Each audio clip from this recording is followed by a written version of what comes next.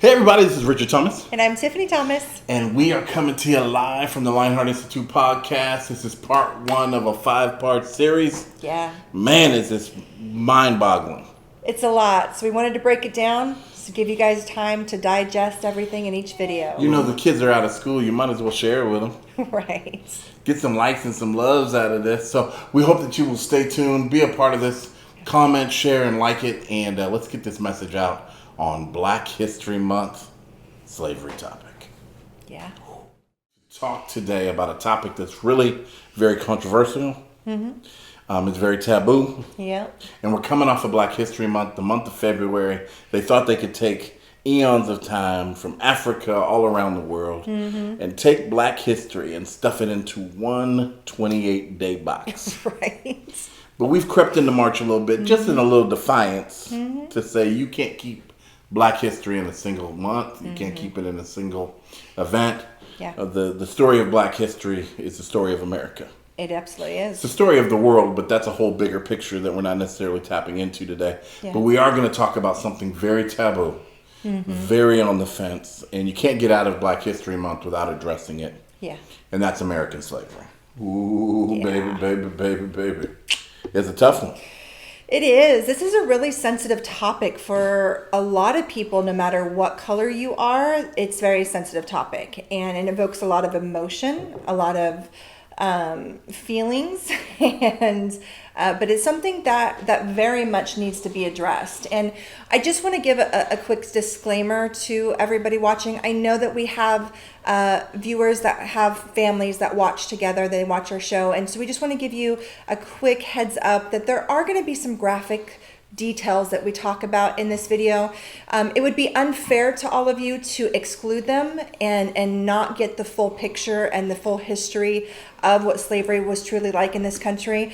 So just a quick warning, you may want to watch this without your kids first. Make sure you're okay with them hearing the stuff that we have to say. We definitely don't want to cause any problems for your children and whatnot. But I would encourage you, don't run from it. Right, absolutely, because it's the truth, and truth is so important no matter how dark, how ugly it is our history, and we can't learn and grow from it until we know the whole truth of it. And I think it's pretty cowardice the way that America has tried to run from it. Yes, for and sure. it's cost so many of us really the success, the position, and the status that we could have achieved, not only as individuals, but as a nation. Yeah. I think it's really held us back from reality. You know, you have some nations who have had a Holocaust, for instance. Yeah. And one of the things that they're brave enough to do, and you have to commend their government, you have to commend their people, is they've put that on center stage and said, hey, this is the horrific reality of the history of this event. Right. And they do that we may never go this way again. Yeah, they don't hide it. They don't sugarcoat it. They don't whitewash it.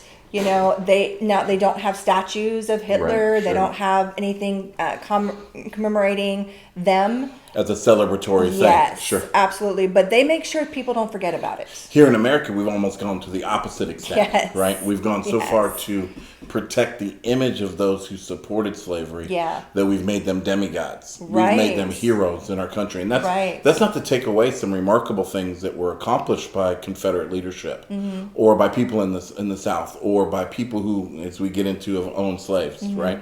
But this isn't necessarily the story of the journey from Africa to the shores of America. This is the story of American slavery. Yeah. Once you're here on the shores, what's really going on? And there are a ton of myths and misconceptions and backwards history that's been taught. And really, we could run through that as a checklist. But I'd like for you to share, particularly from your perspective, and I know that there's a ton of our audience that's going to watch us and say, what in the hell can a white person teach me about slavery? Right? And it's not from a knowledge standpoint, because the knowledge is there for us to all gather, right? Yeah. It's from an awakening standpoint, Right. right? And it's not from this cult-like mindset that we need to be woke, right? But once you've woken up to the reality of slavery in America, you can never go back to sleep again, right? You are living in a fairy tale if you think you can do that. So let's talk a little bit about the myths. Let's talk a little bit about the treatment of slaves here in America and kind of the heartbreak of the story as it kind of is revealed to you coming out of the world that you came from, right? And kind of the education that you were brought into. Well, unfortunately, the truth is the majority of white America are ignorant to the history of slavery. And that is not their fault. It is just what we have or have not been taught about the truth. And as Richard said, a lot of things we're going to talk about are going to dive into why we have been taught this and why we believe this.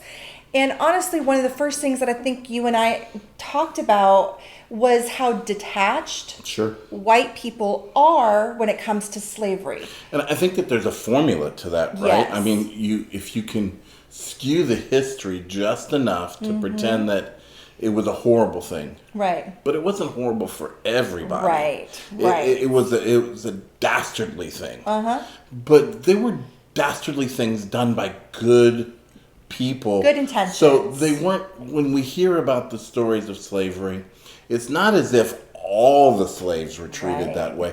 Those are unique situations, right? When actually it's the opposite. The tyranny of slavery not only governed over black people, right? Or African Americans or whatever term, not whatever term, because they used pretty negative terms in those days. And we know what those are. But it was a societal thing that even hung over white people, right?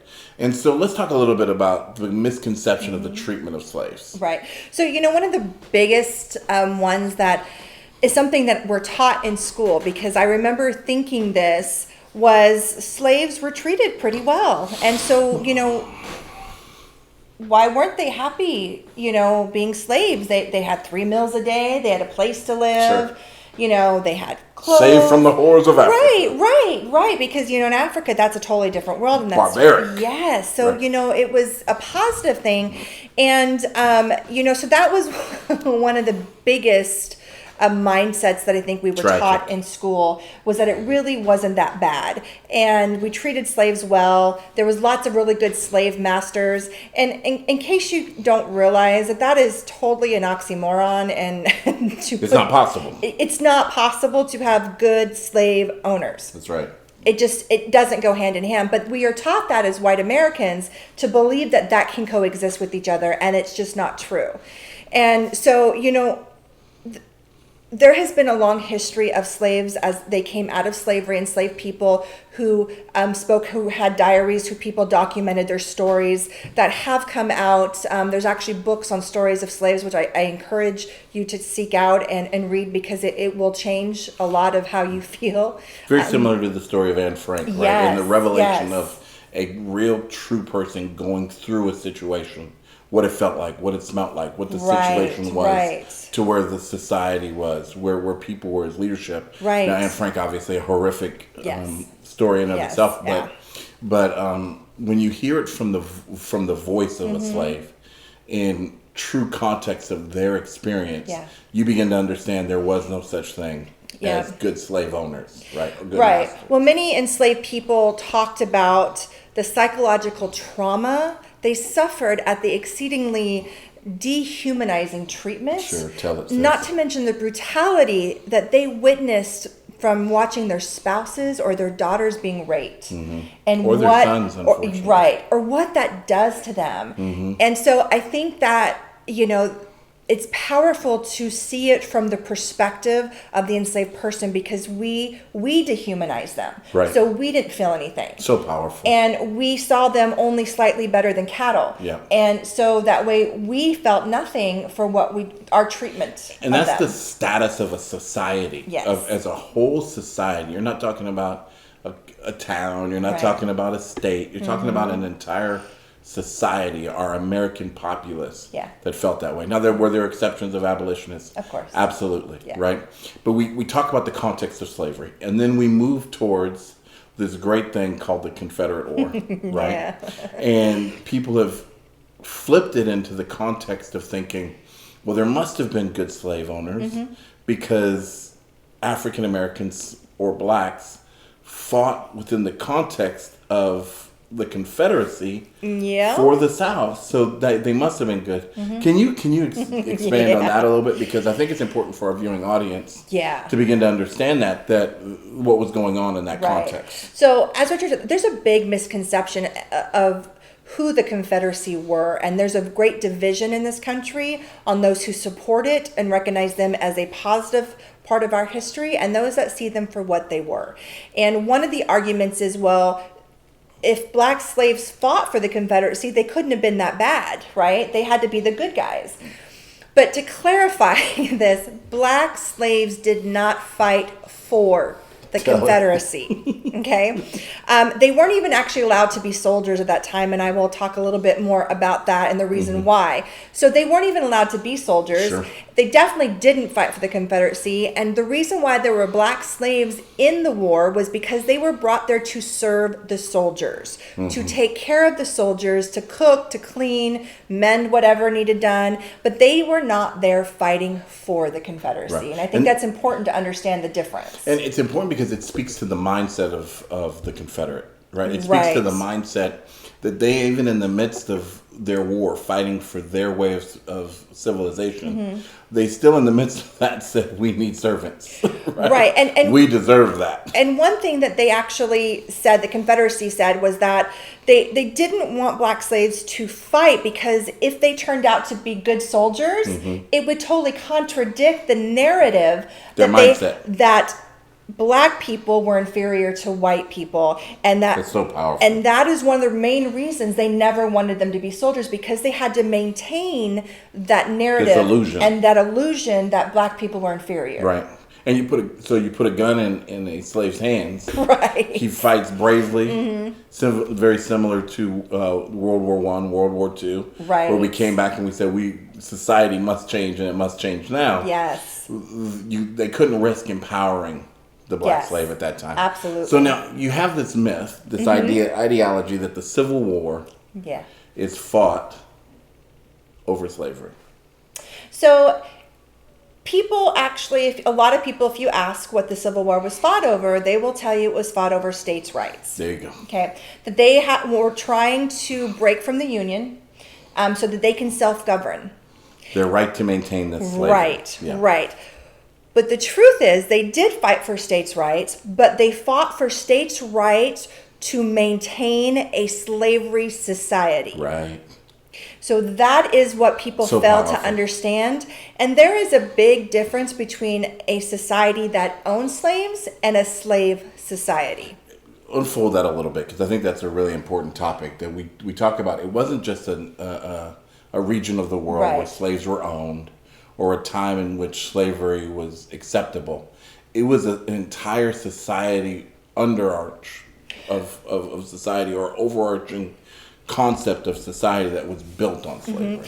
Yeah, actually, I'm going to dive a little bit into that a little bit later with some other information that is really powerful with that, but we will definitely get back to why it's important to understand the difference between those.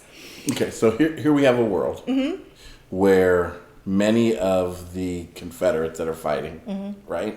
They're fighting for it, and we're making the argument that it was not for states' right to govern themselves, right? But it was for them to be able to maintain slavery, overall arching slavery in society.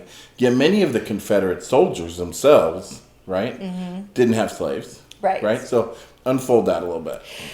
Okay, so let's go back to 1861. And this is important because the Confederate leadership proclaimed that they were leaving the Union and forming the Confederacy to preserve slavery and white supremacy. These were their actual words. Tell it. Now, the Confederate Vice President, Alexander Stephens of Georgia, declared that the cornerstone of the Confederacy rested upon the great truth that the Negro is not equal to the white man, that slavery, subordination to the superior race, is his natural and normal condition. And that lie is necessary. Yes. Because without that lie, you can't have a moral society. Right. If you are living on Christian standards. Right. Of good and evil, supposedly, right? Yes. And so now you have a whole world that's built on this mindset that the slave deserves what the slave gets. Yep. Because they are naturally. Yes. Inferior. Right. So I want to read you a couple statements from a couple states that were trying to break from the Union, because I want you to really understand this was not, again, about their right to govern themselves. This was wholly about their right to maintain a slave society. Yeah. So Texas, they said all white men are and of right out to be entitled to equal civil and political rights, that the servitude of the African race as existing in the states is mutually beneficial to both bond and free, and is abundantly authorized and justified by the experience of mankind and the revealed will of the Almighty Creator. God's weaving it with religion. Yeah. Now, Mississippi said, our position is thoroughly identified with the institution of slavery, the greatest material interest of the world. A blow at slavery is a blow at commerce and civilization. Tragic. Yeah. In Louisiana, they said that the people of the slaveholding states are bound together by the same necessity and determination to preserve African slavery. So those are just a couple statements from the mouths of the leaders of these states and why they wanted to break from the Union. Just obvious, evident truth that they weren't just fighting a state argument right. to govern themselves. Yes. It was built on, founded on, and pinpointed on the institution of slavery. Yes. They, again, wanted to maintain their slave society. Now, you mentioned the Confederate Confederate soldiers not owning slaves. Sure. Now, this is a misconception because people think, oh, well, they didn't own slaves, so they had to be good, right? Well, the truth is Confederate soldiers couldn't actually afford slaves. So, tell it. Right. However, to be clear, they aspired to be slave owners because ownership of slaves was a status that they wanted to achieve. Yeah. Okay? Now, to put an example of the cost, because I think people might be interested to find out what this is. In 1860, the cost of a slave, what they would consider a good, healthy, strong, working slave, was about $1,800 in 1860. Now, that would roughly translate to about $55,000 today. $55,000 in labor that they were able to produce and so forth was the cost. So they figured in the cost of these slaves. Yes. The profit of these slaves. Yes. And what they were going to be able to produce over their lifetime, and that's the number they came up with. Gotcha. Yeah, so I think it's really important to understand that the people predominantly in the South especially that didn't own slaves, it wasn't because they thought that slavery was bad, it was because they couldn't afford it, and they worked every day of their life to be able to afford slaves. It's kind of like some of the poorest states in the country, right? Saying we don't want government help, right? People of those states, being red states traditionally, saying we don't want government help, and the reason why is because it's a mindset that's created that you're weak, and as you become stronger, you'll be at a higher tax bracket. Yeah. So this is built for you. Just keep fighting. Pull yourself up by your bootstraps. Get the American dream. We're here for you. The American dream at the time was to own slaves. Yes. That was the picture of perfection or elevation in society. Yes. And now every one of these Confederate, not everyone, I can't say that, right? But these Confederate flags are aspiring to protect this way of life so that someday they can aspire to be in this way of life, right? Absolutely. Absolutely. And, again, that comes into there being a slave society and the importance of understanding that. So powerful. And then you have, of course, this mindset that slaves were content where they were. Yes. Right? The mindset that in the hierarchy, right, of good old Southern living, that they were well fed, they were well protected. They lived on the plantation. Massa took care of them. Yep. And there was no such thing as slave rebellions, right? You can see slaves, and it's funny when you watch Hollywood, the deception of some of the storytelling that went into it. Because you can see slaves in slavery all day long. You can see them even running for their freedom. However, it is very rare that in any story told by even Hollywood that you will begin to see a slave rebellion. Yeah. Right? And so can you touch on that a little bit, the status of the slave rebellion? Did they happen? Or are these things a myth? Yeah, so not a myth.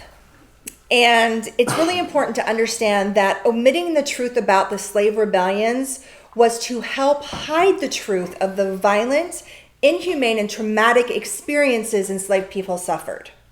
if people were aware of the resistance by slaves, it made it easier. It would change the narrative that made it easy for them to believe that enslaved people were happy. Right. They were docile. They were treated humanely. So if they never rebelled, then things were okay. Life was good. It's kind of this mindset, and I am for peaceful protest. Right. I am for walking down the street in protest without raising violence, causing violence, right? But it's this mindset that goes along these routes that say, well, if a person doesn't fight back, right, it can't be that significant of violence against them, because the nature of a man or a woman is to fight back, right? Right. And so by saying that they never fought back is to say that their situation was good, healthy, and normal. Right. I remember, and in school, that was kind of one of the things that I remember questioning is, well, why couldn't they resist slavery, right? Why couldn't they resist it? Why, and that continued to further that mindset and that narrative. Well, they didn't rebel. It wasn't bad, so maybe it was uncomfortable. Sure. It wasn't necessarily the greatest thing, but it wasn't that bad. And of course, history now begins to reveal, if you'll search for the truth, right, that there were hundreds, if not thousands, of slave rebellions. Oh, yeah. Where people were reaching out for freedom. Yes. Losing their lives for freedom. That the concept that was given to us from Black Panther, throw me in the sea with my ancestors, who decided to drown rather than live in bondage and chains, is not a new concept, right? Right, and one of the and I encourage you to look this story up because it's pretty incredible, but Nate Turner actually led one of the largest rebellions in history against white slave owners. Sure. And a powerful story. Very powerful, and I think that will put some things in perspective to, one, how incredibly smart slaves were, and what they were capable of doing, and wanting to resist that. So definitely that needs to be completely washed out. It's completely untrue. Slaves definitely rebelled. And of course, there's this mindset that the rebellion would happen by field Negroes. Yeah. If it was to happen at all, right? I grew up with this being light-skinned. Yeah. Soft eyes, whatever you would call, whatever all the trauma I went through as a light-skinned African-American, right? Right. Was the concept of the house Negro in contrast to the field Negro. Now, wonderful, powerful speech in Mindset from Malcolm X that addressed that kind of a mindset. Yes. Of being a house Negro versus being a field Negro. And there is a degree of truth to that. However, the abuse that was experienced by the house Negro, or I don't even feel comfortable saying that word, but that the house Negro in contrast to the field Negro, while there may have been some diabolical things that happened in their mindset, what is that term that's considered when you're kidnapped and you develop a syndrome, like Stockholm syndrome? Stockholm syndrome that would occur. And I think that's a powerful point that African Americans do need to address. That I agree. Oftentimes the house Negro would say, our house. Yes. They would address it as dinner time for us and so forth. The violence that they experienced, the abuse that they experienced was no necessarily different than that of the Negro, than the field Negro, right? So unfold that a little bit, because I think that a lot of people in the mindset think that, okay, yes, it was horrible for those who worked in the fields. Right. They were beaten, they were slashed, they were whipped. Talk a little bit about what happened in the house as well. Yeah, so there's a really big misconception of the treatment of, like you said, the house slaves versus the field slaves. And I think it's really important to understand that was intentional, because that also helped prevent rebellions. If you had animosity between the enslaved people who worked the fields versus enslaved people in the house, because they thought one was being treated better than the other, then you had animosity. Some division. Yes, Sure. It continues to divide between them, which was one of the things they did. But just to kind of compare this, because I think it's important to understand how the house slaves were really treated. House slaves actually worked about 4 to 5 hours longer per day than the slaves in the field. Now, the field slaves worked about 12 hours, but the house slaves worked about 18-hour days. My God. Yeah, so it was pretty extensive. Something else that's really important to understand is the house slaves were actually subjected to far more sexual assault and beatings than the field slaves were. And that's just the logic proximity. of its proximity. Yeah, sure. A proximity thing. Where today they talk a lot about black on black crime. Yeah. It's proximity crime. It's proximity crime, Right, 100%. It's important to understand too that this was actually in 2016, a study was done, and it revealed that the rape of black women was so prevalent from house slaves that 17% of black ancestry can be traced back to Europe. Can you give that number again? Because I think that's going to be whitewashed. Yeah.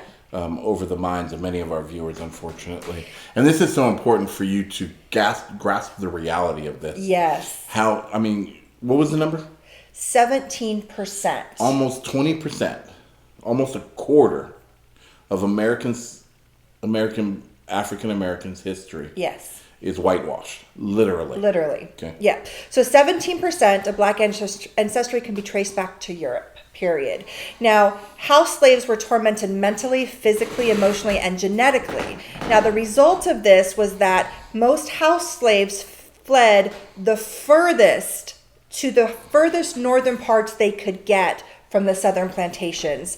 Now, that's important to understand. When they started running, they didn't stop. No, and the reason why that's important to understand, because today, white Southerners are more closely related to black people who live in the North than in the South. Wow. Yeah. Because they Amazing felt that statistics. torment and that pain and that suffering, and they went as far away as they could get. And so I think that it's really important to understand the differences between, not, of course, field slaves were subjected to horrific things as well. But Sure. I think it's really important to understand that, because there's that huge misconception that they were treated like how we would treat maids today, or hired employees, that come to clean our house or cook for us or things like that. We may be a little rude, Right. insensitive, but... Yeah, so I think it's important to understand that that is not how they were treated. And that's not how they should be treated at all. now. Absolutely. But so here we have a society, right? Mm-hmm. The South is built entirely off of the concept of slavery, right? But the North is prospering off of slavery as well, right? They've got industry beginning to burst in the North, which were taking in processing cotton and tobacco and all those different elements that are being produced in the South. So let's run over a little bit over the myth that there was just the society we lived in was a Southern racist world, in contrast to the North experiencing it all. Yeah, so that's definitely a huge misconception. The reality is a lot of Northerners were just as racist as Southerners, and they were just as much in support of slavery as the Southerners were. The truth is, Northerners benefited on it. Hey everybody, that was part 1 of a 5-part series on slavery in America. Yeah. And what a powerful topic that we're talking about it. Right. Man, we're hitting it head on, and we hope that you're enjoying it. We please hope that you'll come back and join us for part 2. We know it's a lot to digest, but we think that this is going to be extremely valuable for you. Yeah. And it'll be a blessing over the long haul. So please do engage, share, and like. This is not just about February Black History Month, but it's about us getting the message of educating ourselves to the truth. Absolutely. And please interact. We very much want to hear your thoughts on this topic. Just kind of where your train of thoughts, questions that you might have, please definitely shoot us some emails or comments, and, subscribe to our channel, show us some love, share these with your friends and family. We definitely love to have you all part of our Lionheart community. Come on. You're powerful and you're valuable. Don't forget to come back for part 2.